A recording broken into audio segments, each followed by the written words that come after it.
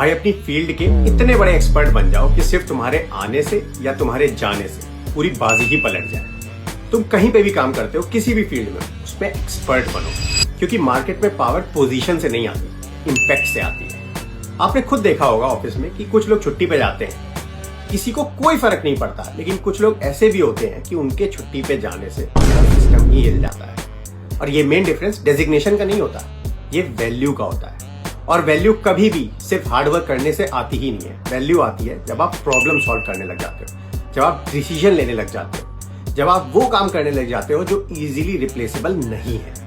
और हाँ, एक बात और, मार्केट सबसे ज्यादा पैसा उन लोगों को नहीं देता जो सबसे ज्यादा काम करते हैं। मार्केट सबसे ज्यादा पैसा उन्हें देता है जिनके जाने से काम रुक जाता है। तो अपने काम में सिर्फ प्रेजेंट मत रहो, अपने आप को इतना वैल्यूएबल बना लो कि मीटिंग में तुम्हारा नाम आते ही सबके अंदर अपने आप ही एक कॉन्फिडेंस आ जाए।